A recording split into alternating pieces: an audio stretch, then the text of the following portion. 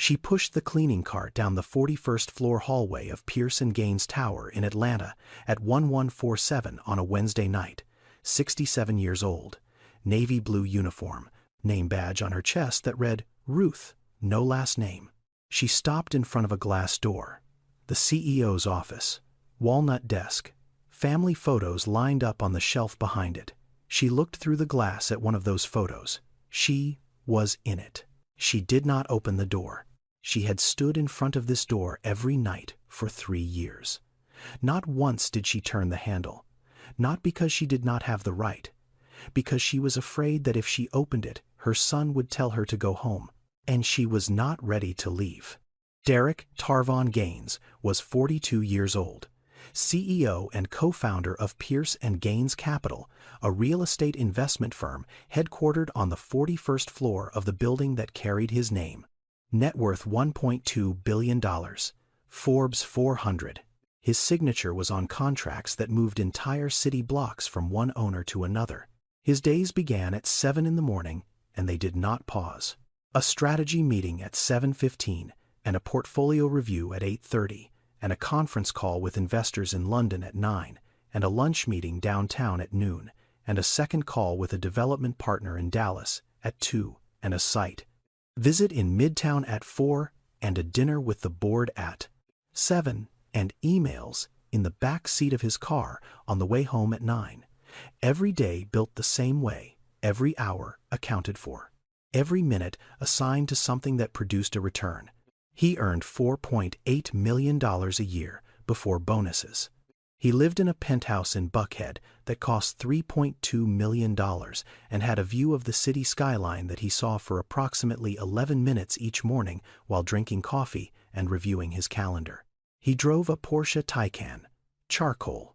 He had chosen the color in under 30 seconds during a phone call between 2 other phone calls. He was not a bad man. That is worth saying clearly because what follows might make it easy to think otherwise. He donated to 3 foundations. He funded a scholarship program at Morehouse. He once spent 45 minutes on the phone with a young entrepreneur he had never met because someone on his team said the kid reminded them of Derek at 23. He could be generous. He could be kind. He simply could not be still. That particular Tuesday evening, he left the office at 9:14. He walked through the lobby, nodded once at the security guard behind the front desk. A man named Gerald, who had been working the evening shift for 6 years and whose name Derek had learned only because Gerald wore it on a lanyard around his neck. As Derek pushed through the revolving door, the night cleaning crew was coming in through the service entrance on the east side of the building. 14 people. They would start at 10 and finish at 6 in the morning. 8 hours, 41 floors. Bathrooms and conference rooms and executive offices and kitchens and hallways that stretched the length of a city block. They were paid $11.50 an hour, which was the average for a commercial janitor in Atlanta. Most of them were black. Some were Hispanic. A few were immigrants whose English was still new and careful. Not one person in the building who worked during the day knew any of their names. They came in after the lights dimmed, and they left before the lights came back on. They existed in the space between one workday and the next. The way air exists in a room, necessary, invisible. Derek did not see them come in. Not because he looked away, because they entered from a door he had never used at an hour. He had never been present for doing work. He had never once thought to ask about. The building was always clean when he arrived. That was all he knew. That was all he had ever needed to know. He got in his car, checked his phone. 2 missed calls. One from his co-founder Marlon Pierce about the quarterly board presentation. One from a number he did not recognize. He called Marlon back. The number he did not recognize was his mother's landline. She still had one. She had called at 6:47 that evening, which was the time she always called, because it was the time she had always called. Even when he was in college, even when he was in business school, even when he was 26, and sleeping on a futon in a rented office, trying to build something out of nothing. 6:47. Every time. He did not call back. Derek Gaines had not spoken to his mother in 7 months. Not because he was angry. Not because there had been a fight, or a falling out, or a door slammed hard enough to crack the frame. Nothing like that. He had simply gotten busy. And then busier. And then the kind of busy where you stop noticing the things that are missing, because the things that are present take up every square inch of available space. He had a reminder on his phone. Every Sunday, call Mom. He had dismissed it 31 consecutive times. Each time he told himself next week. 31 next weeks is 7 months. That is how long it takes for silence to become a habit, and for a habit to become something a person stops noticing entirely. He did not hate his mother. He did not resent her. He loved her the way a person loves something they have placed very carefully on a high shelf out of sight in a room they no longer enter, gently, distantly, and without realizing that the shelf is getting dusty. Ruth Arlene Gaines lived alone in a small house in Decatur, Georgia, 20 minutes east of Atlanta by car. It was the house Derek had grown up in, a 3-bedroom on a quiet street lined with oak trees that had been there longer than anyone on the block. She had paid off the mortgage 9 years ago. The front steps had been painted twice since Derek left for college, both times by Ruth herself. The hallway from the front door to the kitchen had photographs on both walls. Derek, at 4 years old, standing in the front yard with a plastic baseball bat. Derek at 9, in a suit 2 sizes too big at his grandmother's funeral. Derek at 14, on the basketball court at his high school mid-jump, the ball leaving his fingers. Derek at 18, graduation cap, the smile of someone who believed everything was about to begin. Derek at 24, shaking hands with his first investor. The last photograph was Derek at 30, receiving his MBA. That was 12 years ago. There were no photographs after that. Not because nothing happened. Because everything happened so fast that no one stopped to take a picture that Ruth was in. His old bedroom was at the end of the hall. She kept it exactly the way it was the day he left.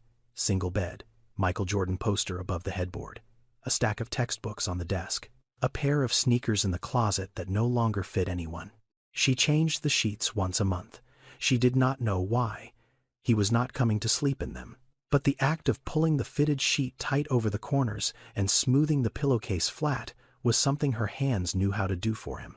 And she was not ready to let her hands forget. Ruth was not poor. She owned her home outright. She had $84,000 in a savings account. Derek had set up an automatic transfer 3 years and 6 months ago, $2,000 a month, deposited on the first of every month into an account he had opened in her name. He had not called once in those 3 years and 6 months to ask whether the money had arrived. It always did. The way automated things always do, reliably, impersonally, without a voice attached. She did not need a job. But in March of that year, Ruth Arlene Gaines walked into the offices of Buildright Services, a commercial cleaning company, contracted to service 6 office towers in Midtown and downtown Atlanta, and she applied for a position on the night custodial crew. She used her first and middle name only, Ruth Arlene. She left the last name blank on the application, and when the interviewer, a man named Horace Whitfield, asked her for it, she said, "Arlene is my full legal name," and Horace wrote it down without pressing further because he had 14 open positions and 6 of them needed to be filled by Friday. She was placed on the crew assigned to Pierce and Gaines Tower. She did not request it, but when the assignment sheet was posted and she saw the name of the building, she stood in front of it for a long time. Horace asked if there was a problem. She said no. No problem at all. On her first night, she put on the navy blue uniform in her bedroom at home. She stood in front of the mirror on the back of the closet door and looked at herself. She did not recognize the woman looking back. Not because of the uniform, because the last time she had worn a uniform for work was 18 years ago when she was a nursing assistant at Grady Memorial Hospital. She had worn scrubs then, teal. She remembered the color. She remembered the feel of the fabric. She remembered the way her feet ached after a 12-hour shift, and the way she would sit on the edge of her bed, and Derek, who was 15, then would bring her a glass of water without being asked. She looked at herself now. Navy blue, name badge, Ruth, no last name. She picked up her car keys. She drove 20 minutes west in the dark. She pulled into the parking garage of a building with her son's name on it. And she clocked in for the first time at 9:58 on a Tuesday night in March. The elevator opened on the 41st floor, and Ruth stepped out pushing a cleaning cart. The hallway was dark. Then the motion sensor lights flickered on one panel at a time, triggered by her movement. She was the only reason those lights turned on at this hour. The only body in the building that made this floor come alive after midnight. She started with the large conference room. 12 leather chairs around a long table. A whiteboard on the far wall still covered in notes from the afternoon. Someone had written Q3 strategy across the top in red marker and drawn arrows connecting boxes she did not understand. She wiped the table. She emptied the trash can. She straightened the chairs. She did not erase the whiteboard. That was not her job. The pantry next. 3 coffee mugs sitting unwashed in the sink. A half-eaten salad in a plastic container with a fork still in it. A protein bar wrapper on the counter. She cleaned all of it. She wiped the counter until it was dry. She replaced the trash bag. The executive restroom. She scrubbed the sink and the mirror and the floor tiles on her knees. The tiles were Italian marble. She did not know that. She only knew they were cold under her palms. Then she reached the end of the hallway. The glass door. The corner office. The name on the door was not written anywhere. It did not need to be. Everyone who worked on this floor knew whose office it was.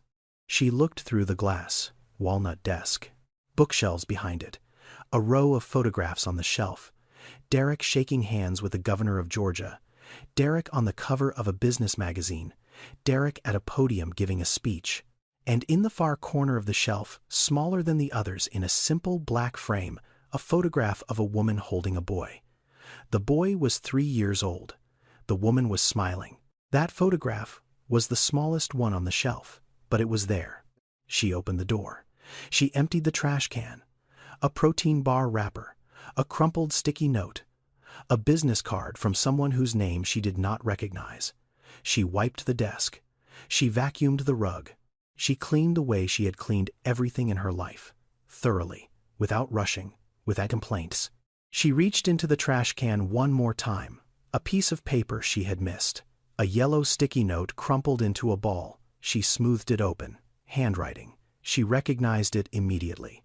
She had known this handwriting since it was the alphabet written in pencil in a first-grade workbook. The letters were different now. Sharper. More confident. But the way the T was crossed slightly too high, and the way the Y dropped below the line with a small curl at the bottom, that had not changed. She folded the note. She put it in the pocket of her uniform. She did not read what it said. That was not why she took it. She finished cleaning the office.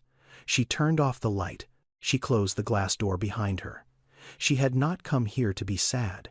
She had come here to be close. 3 years. That is how long Ruth cleaned the 41st floor of her son's building. 1,095 nights, and each one held something. In February of the first year, she found a bottle of painkillers in the top drawer of Derek's desk, prescription, for his back. She held the bottle and read the label and remembered a basketball game, his junior year of high school, when he came down wrong on a layup and lay on the court holding his lower back. And she had run from the bleachers so fast she lost a shoe. She put the bottle back exactly where she found it. She did not tell anyone.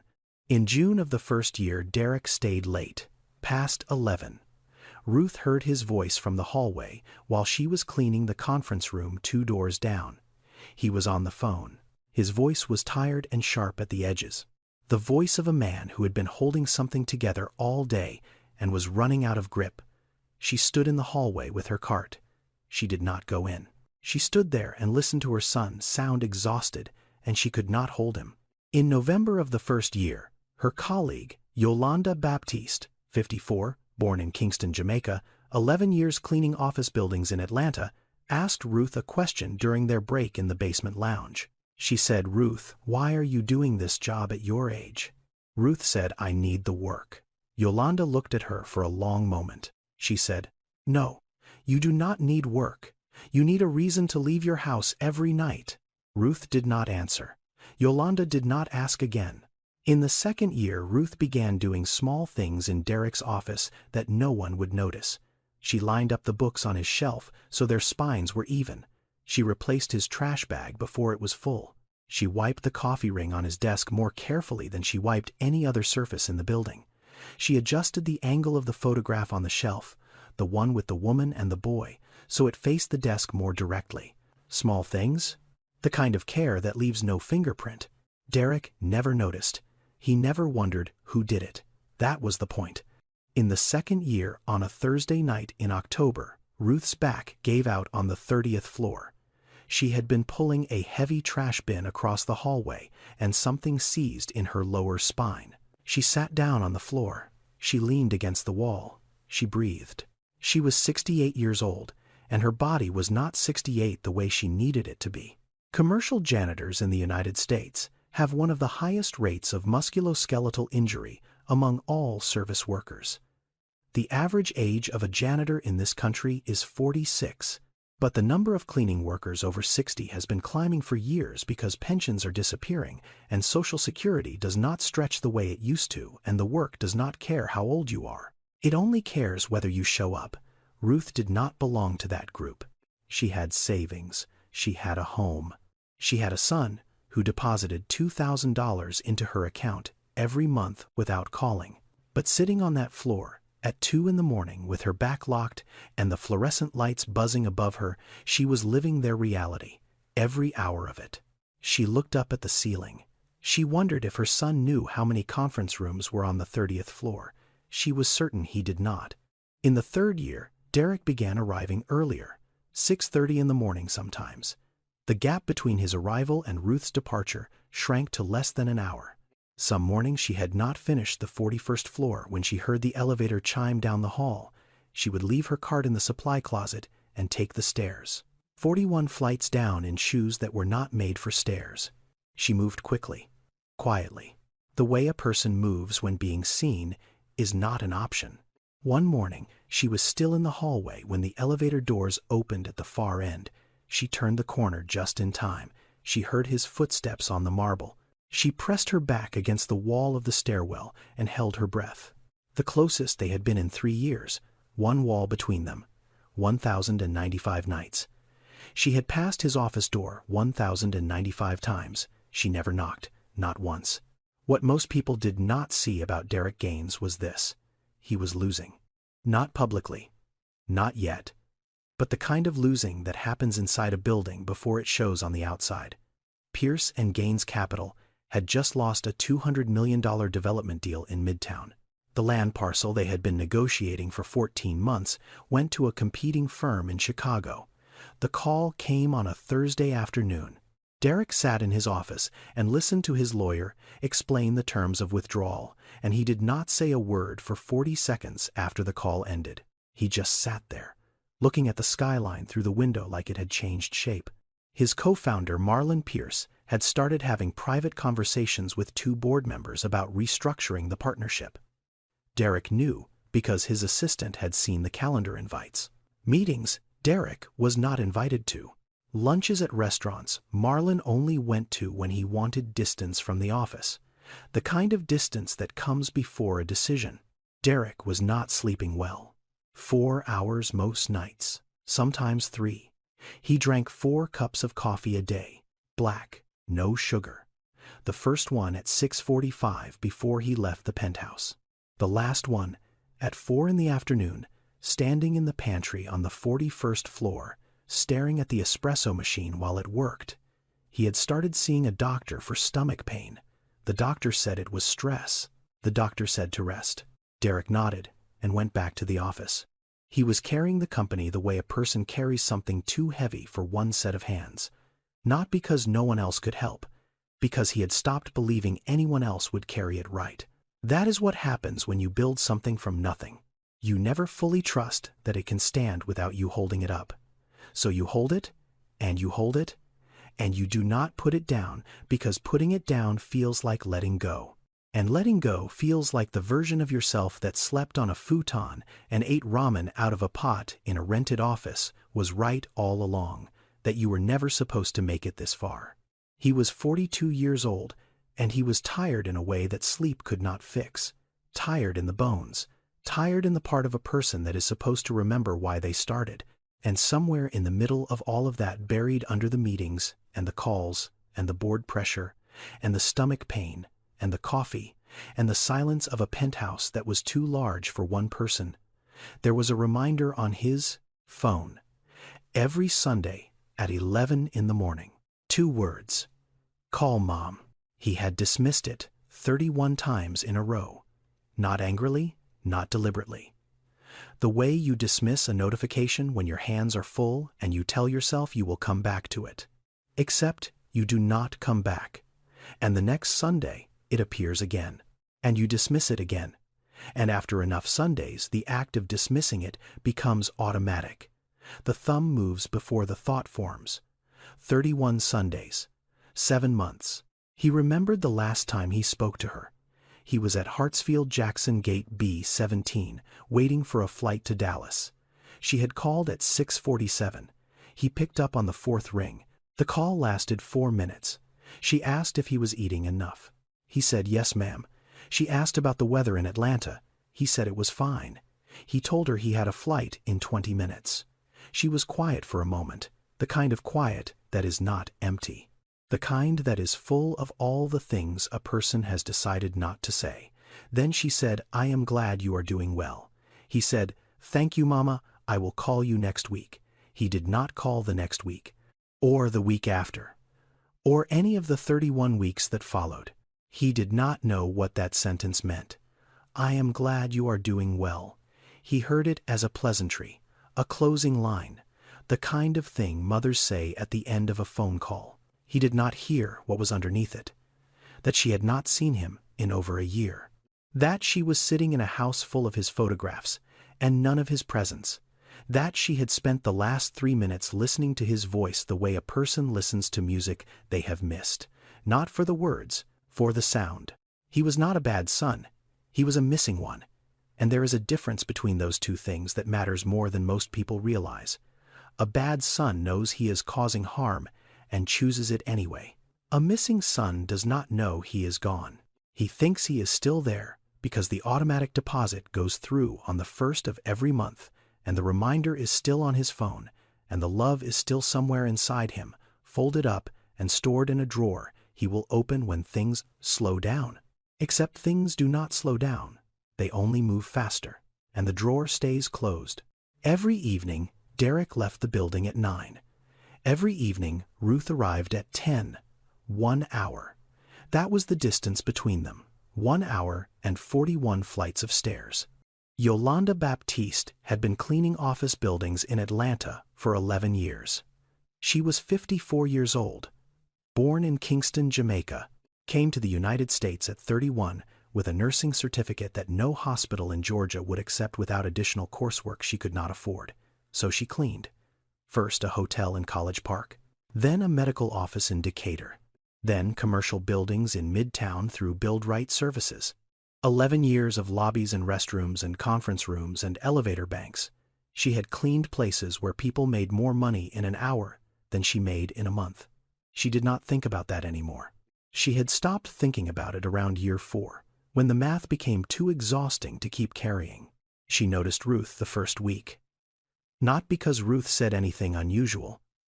Because of the way she held the mop. Too carefully. The way a person holds a tool they are still learning. Not the grip of someone who has done this for years. The grip of someone whose hands were trained for something else. Yolanda watched her for months. She watched the way Ruth talked, measured, clear, the vocabulary of someone who had spent time in professional settings. She watched the way Ruth moved through the building. Most of the crew moved fast. Get in, get done, get home. Ruth moved differently on the 41st floor. She slowed down. She spent more time there than on any other floor. She cleaned the corner office at the end of the hall with a kind of attention that went beyond thoroughness. It was something closer to tenderness. 14 months in, Yolanda asked. They were in the basement break room. 2 plastic chairs, a microwave that smelled like last night's soup. Yolanda was eating a sandwich she had packed that morning. Ruth was sitting with a cup of tea, not drinking it, just holding it. Yolanda said, "Ruth, can I ask you something?" Ruth looked at her. Yolanda said, "Why do you clean the 41st floor the way you do?" Ruth said, "I just want to do it right." Yolanda put down her sandwich. She said, "I have cleaned this building for 6 years. I have seen every janitor who has ever been assigned to the executive floor. Not one of them cleaned it the way you clean it. You clean that floor like it is your house." Ruth did not answer. She looked down at the tea in her hands. The surface of it trembled slightly. Whether from her hands or from something else, Yolanda could not tell. Yolanda did not push. She picked up her sandwich and took another bite. She said, "You do not have to tell me anything, Ruth. I just want you to know that I see it." That was all she said. She did not ask again. Not that night, not the next night, not any night after. But starting from that evening, Yolanda began cleaning the 41st floor alongside Ruth. She did not announce it. She did not explain it. She simply showed up at the elevator when Ruth's cart rolled out, and she walked beside her with her own cart, and they cleaned the floor together in silence. It was the kind of friendship that does not require conversation to begin, the kind built not on shared words, but on shared presence. On the understanding that sometimes the most important thing you can do for another person is simply be in the room with them and not ask why they are there. Ruth had been doing that for Derek for over a year. Now Yolanda was doing it for Ruth. 2 years and 8 months into Ruth's time at Pierce & Gaines Tower, she missed a shift for the first time. Not once in 32 months had she been absent, not for weather, not for holidays, not for the night her kitchen faucet broke, and she had to put a bucket under the sink and leave it dripping until morning. She showed up every single night because showing up was the entire point. But on a Tuesday in November, she woke up with a fever of 101 degrees. Her body ached in places she did not know could ache. She tried to stand. She made it to the bathroom. She looked at herself in the mirror and knew she could not drive 20 minutes on the interstate in the dark, not tonight. She lay back down. She looked at the clock on the nightstand. 10:14. The crew was already inside the building. Yolanda would be on the 16th floor by now. The 41st floor would be assigned to whoever was available. Someone who did not know that the CEO's bookshelf had a specific order. Someone who would empty the trash and move on. Someone who would not check the top drawer for the pill bottle or wipe the coffee ring from the same spot on the desk where it always appeared. She lay there and thought about the trash can in Derek's office, filling up through the night and still being full when he arrived in the morning. She thought about the coffee stain. She thought about the books shifting out of alignment.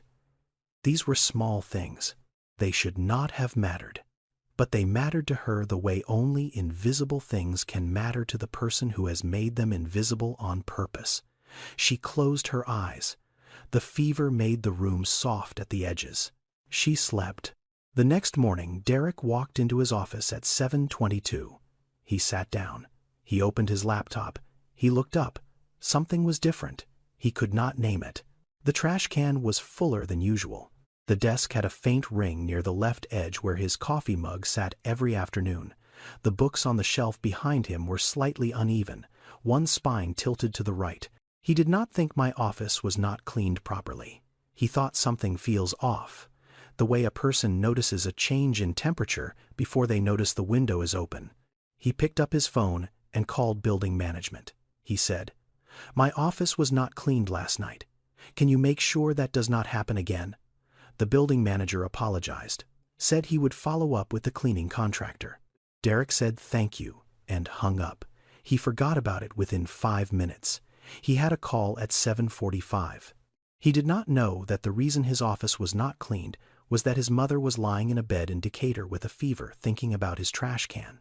He did not know that the woman who cleaned his office every night had not missed a single shift in nearly 3 years. He did not know that missing this one had bothered her more than the fever itself. Ruth came back the next night. Her temperature was 99.4, not fully recovered, but she was there.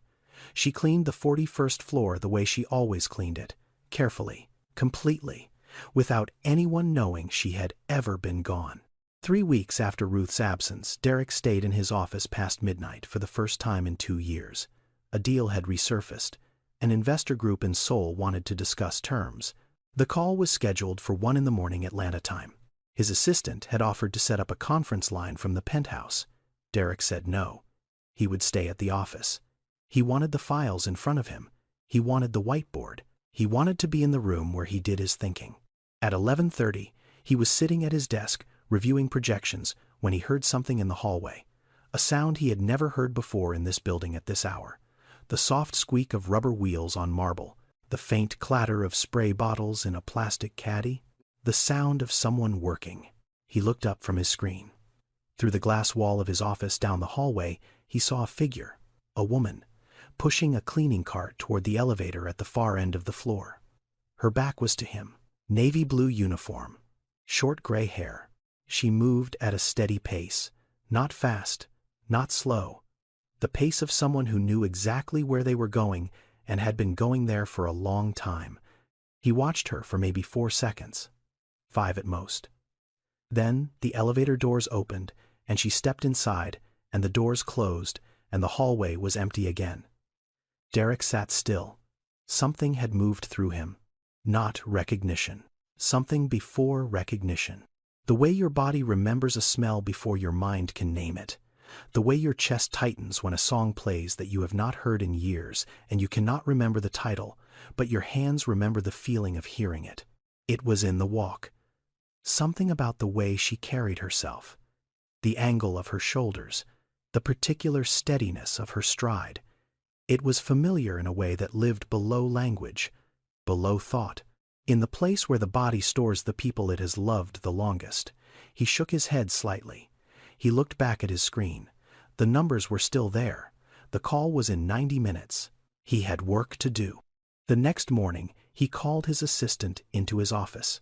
He said, "Who cleans this floor at night?"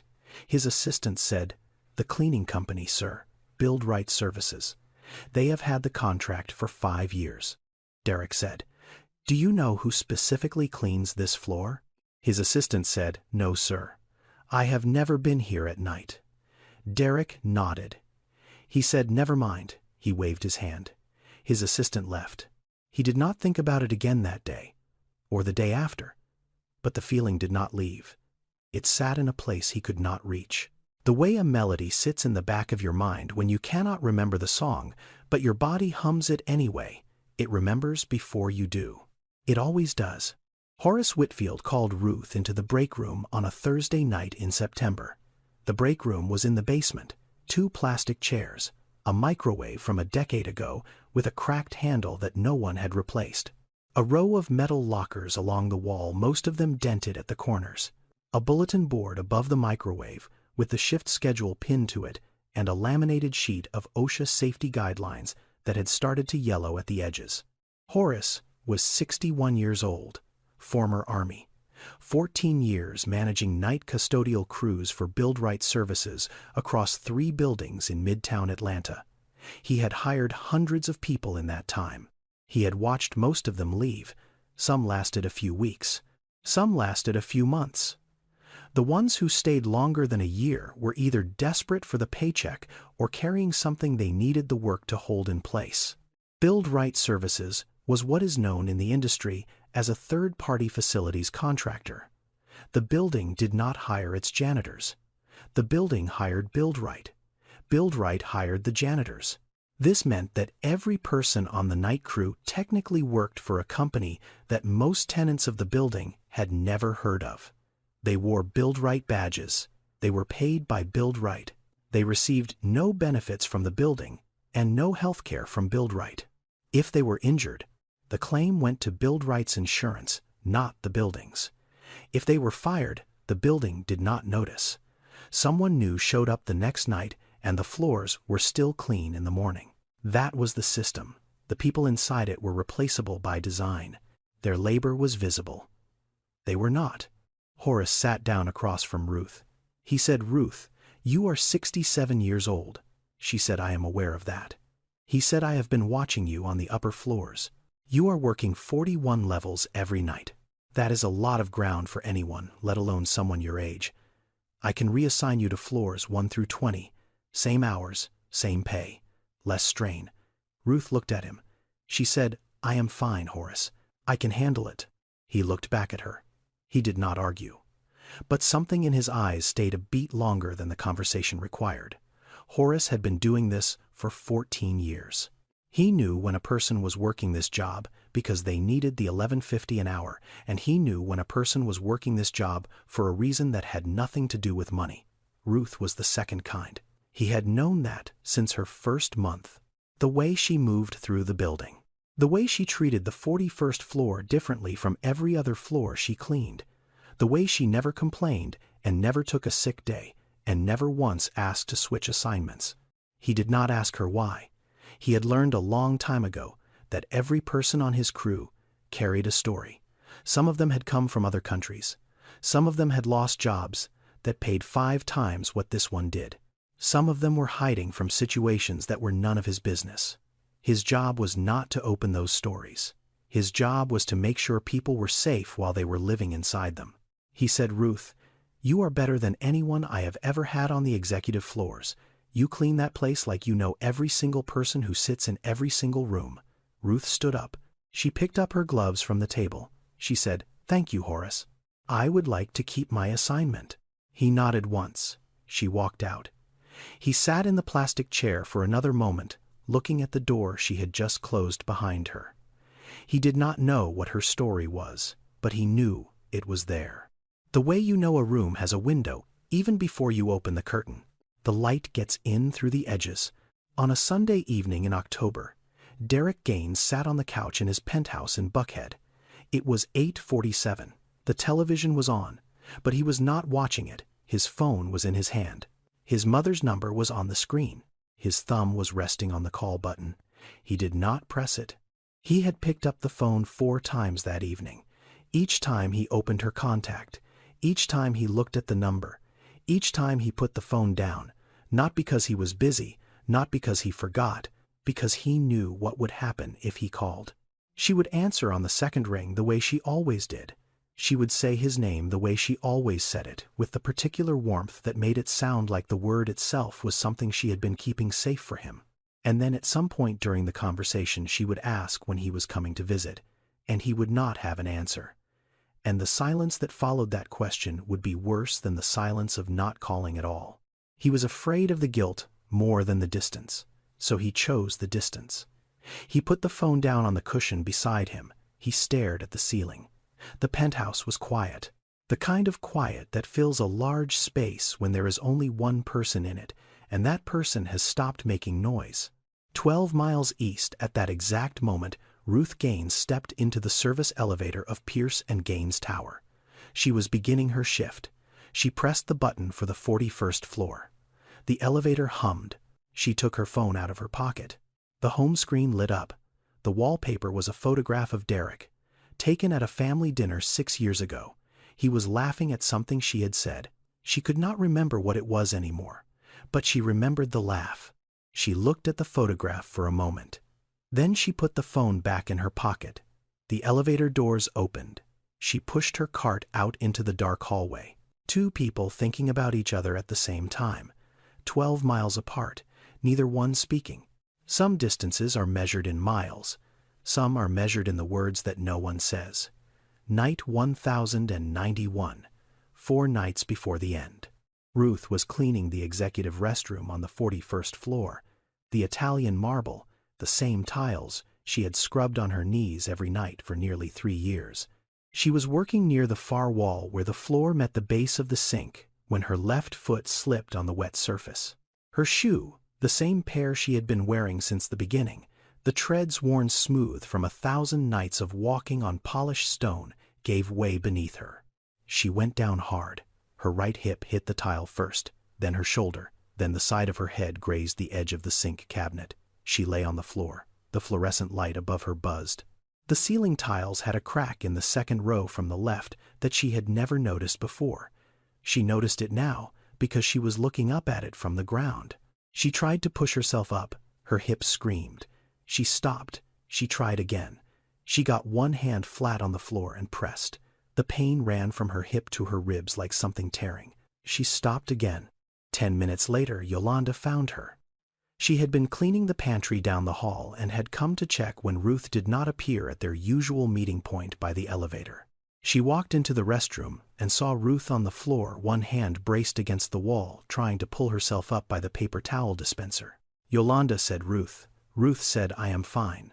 I slipped. Help me up." Yolanda did not help her up. She pulled out her phone and called Horace. Horace came up in the service elevator in 4 minutes.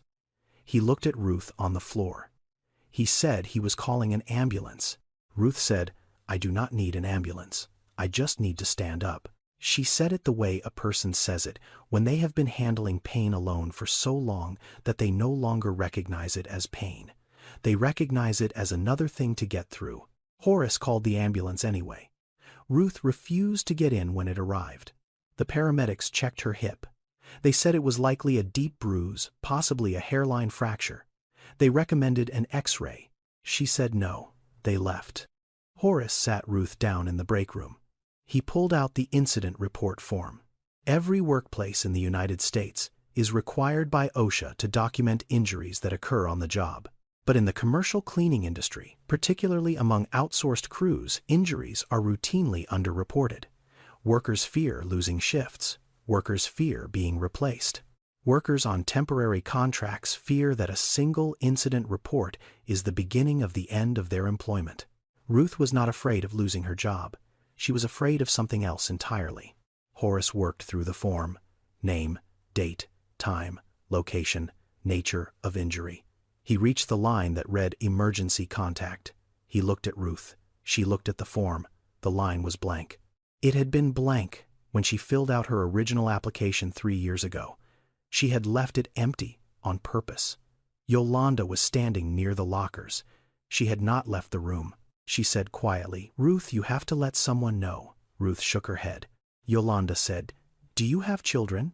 A long silence. The microwave hummed in the background. The fluorescent tube above them flickered once. Ruth said yes. Yolanda said, "Then why do you not call them?" Ruth looked at Yolanda. She looked at her for a long time. Something in her face shifted. Not breaking. Opening.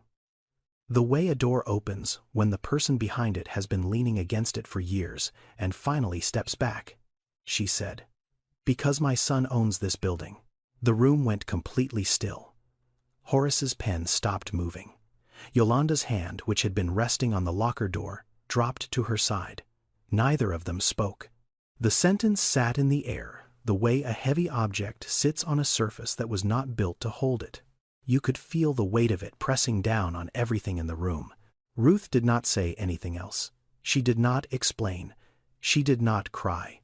She sat in the plastic chair in the basement break room of her son's building in her navy blue custodial uniform with a bruised hip and a blank emergency contact line, and 3 years of silence sitting on her shoulders. Yolanda walked over. She sat down in the chair beside Ruth. She did not ask another question. She did not say a word. She just sat there. 2 women in cleaning uniforms under fluorescent light at 2 in the morning. One of them had just spoken the secret she had carried for 1,000 nights. The other one was simply there, which was enough. 2 days passed. Yolanda worked her shifts. She did not say anything to Horace about what Ruth had told her. She did not say anything to anyone. She had promised. And Yolanda Baptiste was a woman who kept her promises the way she kept everything else in her life, carefully, with her whole self behind it. But she watched Ruth. She watched her walk. The limp was still there. Ruth tried to hide it. She adjusted her stride, so the favoring of her left side was less obvious, but Yolanda had been walking beside her for over a year, and she knew the rhythm of Ruth's steps, the way a musician knows the tempo of a song they have played 1,000 times. The rhythm was off. It had been off for 2 nights, and it was not getting better. She watched Ruth push the cart down the 41st floor hallway. She watched her wince when she bent to empty a trash can. She watched her stand very still for a moment, in front of the glass door of the corner office, the way she always did, except now one hand was pressed against her hip. On the second night after the fall, Yolanda made her decision. She did not call Derek Gaines. She did not have his number. She did not have access to the building directory. She was a cleaning worker. The people whose names were on the office doors were not people she could reach, but she could reach the lobby. At 5:45 in the morning, 15 minutes before the night crew clocked out, Yolanda went to the 41st floor supply closet where Ruth kept her things during her shift. She found Ruth's Build-Right badge hanging on the hook inside the closet door. The clip-on kind, photo ID, name printed below the picture. Ruth Arlene, position, night custodial staff. Yolanda held the badge in her hand. She looked at the photo. Ruth was smiling in it. A small, warm smile. The kind you give when someone tells you to smile for a camera and you are not thinking about the picture, but about something else entirely. Yolanda wondered what Ruth had been thinking about the day that photograph was taken. She already knew the answer. She took the badge down the elevator to the lobby. She placed it on the front reception desk. Face up, not hidden, not buried under papers. Centered on the marble surface where the morning security guard would see it first and where the building manager or an executive assistant would see it when handling lost items. She did not leave a note. She did not explain. She simply placed a truth on a counter and let it wait for the person who needed to find it. Yolanda clocked out at 6. She walked to her car in the parking garage. She sat behind the wheel for a moment. She had broken her promise. She had done it the gentlest way she knew how. Not a phone call. Not an accusation. Not a confrontation. Just a badge on a desk. Just a photograph looking up at whoever would look down. The badge sat on the reception counter at 6:15 in the morning. The lobby was empty. The marble floors were still wet from the night crew's last pass. The overhead lights were dimming to their daytime setting. And in the photograph on the badge, Ruth Arlene was smiling. The smile her son had not seen in 3 years. Wednesday morning, 7:15. Derek walked through the lobby of Pierce and Gaines Tower, carrying a briefcase in one hand and his phone in the other. His assistant met him at the elevator bank with a coffee. Black, no sugar. The same coffee every morning handed to him at the same spot at the same time. His assistant said, "Good morning, sir. Security found a lost employee badge at the front desk this morning. Cleaning crew. Do you want me to send it back to Build-Right?" Derek said, "Sure." He did not look up from his phone. His assistant held the badge out. Derek glanced at it the way a person glances at something they have already decided is not important. Then he stopped. His eyes moved to the badge. The Build-Right logo at the top, blue and white. Then down to the photograph, small. The size of a postage stamp. A woman's face. She was smiling. A quiet smile. The kind that is not meant for the camera, but for whatever the person behind the camera reminds her of. He knew the eyes. He had looked into those eyes every morning for 18 years, over breakfast, in the car on the way to school. From the doorway of his bedroom when she came to say goodnight. From the bleachers at basketball games. From the kitchen table where she sat across from him and asked about his day and listened to every word as though no other sound in the world existed. He read the name printed below the photograph. Ruth Arlene. No last name. No Gaines. But the name did not matter. The eyes were enough. The eyes were everything. Below the name, position. Night custodial staff. Below that, start date, the 14th of March, 2022, 3 years ago. Derek did not move. The lobby continued around him. Employees walking through the turnstiles. Elevator doors opening and closing. Someone behind him said, "Good morning, Mr. Gaines." He did not hear it. He was reading the words night custodial staff for the 3rd time. He was trying to make the words fit together with the face in the photograph. His mother, a cleaning uniform, his building, 3 years. He said something to his assistant. His voice had changed. Not louder, not softer, shifted. The way a voice shifts when the person speaking has just received information that has rearranged the order of everything they thought they knew.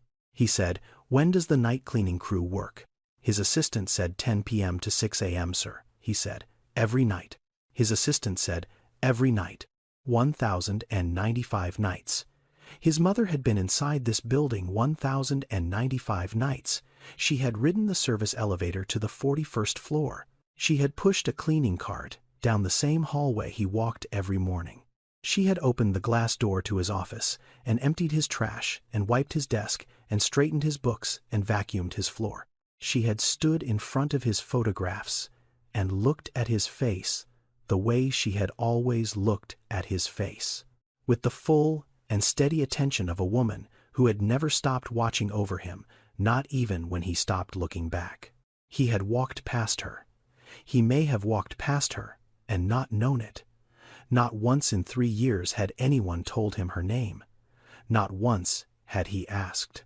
He turned toward the elevator. Then he stopped. His legs did not hold. He took 1 step sideways, and his back found the wall, and he slid down it, slowly. The way a building settles when something in its foundation has shifted. His knees came up. His head dropped forward. The badge was still in his right hand, pressed against his chest, held there the way you hold something that has just broken you open. He was sitting on the marble floor, the floor his mother had cleaned, the floor she had been on her knees scrubbing while he slept in a penthouse 12 miles away. Everything he had built in the last 15 years, every deal and every number and every name on every building, all of it felt exactly the same as it had felt 5 minutes ago, and completely different at the same time. The way a room feels different after someone tells you that a person you love was standing in it all along and you never turned around. His assistant was beside him. He said, "Mr. Gaines, are you okay?" Derek looked up. His eyes were dry. Not because he was holding it together, because the thing that was happening inside him had not reached his eyes yet. It was still in his chest, still moving through him, still becoming what it was going to become. He said 2 words, "Find her." Derek was in his office 20 minutes later. The door was closed. He called Build-Right Services. He asked for the operations manager. A woman named Patricia answered. He told her he needed information about an employee, Ruth Arlene, night custodial staff, assigned to Pierce and Gaines Tower. Patricia confirmed. Ruth Arlene, 67 years old. Hired March 2022. Night shift. Responsible for floors 35 through 41. Attendance record. Perfect. Not 1 absence in 3 years. No complaints filed. No disciplinary issues. Performance rating, exceptional. One of the best they had ever had on any executive floor in any building in their entire portfolio. Derek asked for her home address. Patricia said she could not release personal employee information. Company policy. Derek said, "That woman is my mother." Silence on the other end. A long silence. The kind that happens when a person is trying to process a sentence that does not fit any category they have been trained to respond to. Patricia said, "Sir, she listed no emergency contact on her file." That sentence landed harder than anything else. Harder than the badge, harder than the start date. His mother had worked in his building for 3 years, and she had left the emergency contact line blank. Because if she had written his name, someone would have called him. And if someone had called him, the secret would have ended, and she was not ready for it to end. She had chosen to work without a safety net rather than risk being found. He hung up the phone. He stood. He picked up his car keys from the desk. He walked out of the office and past his assistant and into the elevator and through the lobby and into the parking garage. He got in his car. He drove east on I-20, out of Midtown, past the new developments and the cranes and the glass towers, into the neighborhoods that got older as the highway stretched, smaller buildings, narrower streets, hand-painted signs on corner stores, porches with people sitting on them in the afternoon. The part of Atlanta that had not been redesigned. The part that looked the way it had looked when he was a boy. He turned onto the street in Decatur. The oak trees were still there, the same ones from when he was 10, taller now. The branches met over the center of the road and made a tunnel of green that filtered the late afternoon light into something softer. He had ridden his bicycle under these trees. He had walked to school under them. He had not driven under them in 14 months. He pulled up in front of the house, the wooden gate his father had built and Derek had repainted at 15, the front steps that his mother had painted twice by herself since he left for college. the porch light. On. Even though it was 4:30 in the afternoon and there was still an hour of daylight left, she always left it on. She had always left it on. The light inside the house was warm. She was home. He sat in the car. He did not get out. Not because he was unsure. Because he was trying to find the right words. And after 7 months of silence, there are no right words. There is only showing up. And the showing up is the word, the only one that matters. He sat there for 11 minutes. Then he opened the door. He walked up the front steps. He stood in front of the door. The same door he had walked through 10,000 times. He knocked. Footsteps inside, slow. The careful pace of someone whose body has started asking for more time between movements. The lock turned. The door opened. Ruth stood in the doorway, 67 years old. House slippers, a cotton blouse, an apron tied at the waist. Her eyes, the same eyes from the badge, the same eyes from every morning of his childhood. Except now, there were lines around them that had not been there the last time he looked closely enough to notice. She looked at her son. He looked at his mother. Neither of them spoke. Her right hand was on the edge of the door. Her knuckles slightly swollen. The knuckles of a woman who had spent 3 years gripping a mop handle every night. Behind her, the hallway stretched toward the kitchen. The photographs on the wall. His photographs. Every one of them. From the plastic baseball bat to the MBA. Still there. Still in order. Still dusted. The smell of food came from the kitchen. She was cooking. She was always cooking. Even now. Even at 67 with swollen knuckles and a bruised hip, she was trying to hide. She was standing in her kitchen making dinner. She spoke first. She said, "What do you want to eat?" Not "Where have you been?" Not "Why did you stop calling?" Not "Do you know what I have been doing for the last 3 years?" The first sentence she said to her son after 7 months of silence was to ask if he was hungry. That is who she was. That is how she loved. Not in words about love. In food. In presence. In the question that had never changed since he was 6 years old and came through that same door after school. He stepped inside. He walked down the hallway. He looked at the photographs. He had seen them 1,000 times. But he had never seen them from inside the knowledge of what his mother had done. Every picture, every year of his life on that wall. And for 3 of those years, she had been cleaning his office at midnight and coming home to this hallway and looking at these same pictures before she went to bed. He walked into the kitchen. He sat down at the table, the same chair he had sat in since he was a boy. The wood was smooth from decades of use. Ruth placed a plate in front of him without asking what he wanted. Rice, black beans, cornbread, the meal she had always made.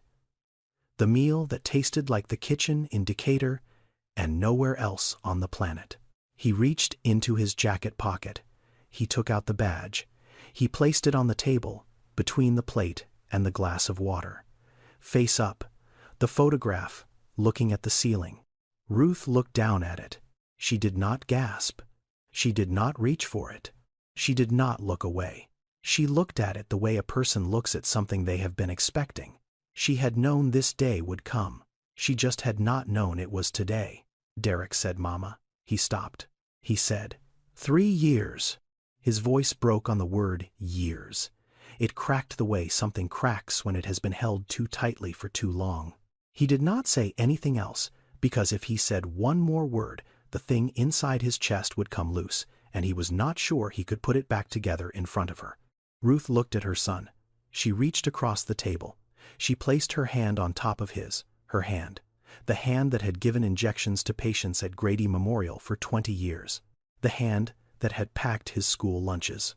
The hand that had held his face when he was crying as a child. The hand that now had new calluses on the palm, hard and smooth. From the handle of a mop she had gripped every night for 1,000 nights in the building with his name on it. She said, "You were busy. Mama knows. Mama is not angry. Mama just missed you. And Mama did not know how to miss you without being close." He tried to hold it. He had been holding things his entire adult life. Deals and pressure and expectations and the weight of a company and the distance from everything that was not the company. He had become very good at holding. But this he could not hold. He cried. Not the way he had almost cried in the lobby. This was different. This was the kitchen table in his mother's house. This was the chair he had sat in since he was 5. This was the plate of rice and beans she had put in front of him without asking. This was the cry of a 42-year-old man who had just realized that the most important person in his life had been 10 floors below him in a janitor's uniform for 1,000 nights while he sat above her signing papers and taking calls and never once looking down far enough to see her. He stood up. He walked around the table. He put his arms around his mother. He did not say a word. She was smaller than he remembered. Or maybe he had just gotten used to being in rooms where everything was large. She put her hand on his back. She patted it gently, the same rhythm, the same motion, the one from when he was 8 and could not sleep, the one from when he was 12 and lost the championship game, the one that had never changed. She said, "Eat, baby. It is getting cold." Derek did not ask his mother to stop working. He asked her one question. He said, "Mama, do you want to keep going?" She looked at him. She said, "No, Mama is done." Mama did what she needed to do. He understood. She had not needed the job. She had not needed the $11.50 an hour, or the navy blue uniform, or the metal locker in the basement. She had needed to be near him. And now that he was near her, she did not need the mop handle to hold on to anymore. 2 weeks later, Derek promoted Yolanda Baptiste to night operations supervisor at Pierce & Gaines Tower. The position came with a 40% pay increase, full health care benefits, and a pension plan. Yolanda accepted. She did not tell Derek that she was the one who had placed the badge on the lobby counter. She never told anyone. Some things do not need credit. They just need to have been done. Derek established the Arlene Fund, named after his mother's middle name, $2 million in its first year. Dedicated entirely to providing health care coverage for commercial cleaning workers across the state of Georgia, beginning with every single person employed by BuildRight Services at every building in their portfolio. The fund covered medical visits and dental and prescriptions, and the kind of care that most of the people who cleaned the offices of the wealthiest companies in Atlanta had never had access to in their lives. There are more than 2.3 million janitors working in the United States. Most of them earn less than $15 an hour. Most of them have no health insurance. Most of them clean buildings where people make in a morning what they make in a month. And most of them, you walk past every day without knowing their name or their face or the story they are carrying with them, from the parking garage to the supply closet to the 35th floor and back again. Ruth was not one of them. She had a home. She had savings. She had a son who could buy the building she cleaned. But she had lived their life for 3 years. She had felt what they felt. She had worked their hours and pushed their carts and scrubbed their floors and taken the service elevator and eaten in the basement break room and worn the badge with no last name. And she had understood something from that vantage point that most people never see. When you get down on your knees to clean a floor, you see the world from a height that the people standing above you will never reach, not because they cannot, because they do not think to look down that far. Ruth moved into the penthouse in Buckhead. Her room was next to Derek's. She brought the chipped blue mug from the kitchen in Decatur, and the apron she had been wearing for 15 years, and the framed photograph from the hallway of Derek at 4 with the plastic baseball bat. She put it on the shelf in her new room, right next to the window. Every evening before she went to bed, she cooked dinner. She put it on the kitchen counter, covered it with a cloth. No matter what time Derek came home, the food was there. Warm if he was early, room temperature if he was late, but always there, always covered, always waiting. The way it had always been. The way it would always be. If this story touched your heart, inspired you, or made you think differently about the people who work in the spaces you move through every day, please subscribe to this channel and share this video with someone who needs to hear this today. Because the truth is, people forget who cleaned their floors. People forget who cooked their meals. People forget who stayed when everyone else was too busy to notice. But the ones who were forgotten, they never forgot you. Not for a single night. Ruth scrubbed 41 floors because she missed her son. Derek built a building with his name on it and did not notice his mother was inside it, and in the end the distance between them was never about miles. It was about paying attention. It was about looking down. It was about remembering that the people who love you the most are often the ones who make the least noise about it. Subscribe now and turn on notifications so you never miss another story like this one. And leave a comment telling us, was Ruth right to hide for 3 years? Or should she have spoken up? And when was the last time you called the person who raised you? Until next time, look around, look down, look closer. The people who matter most might already be there. You just have not seen them yet.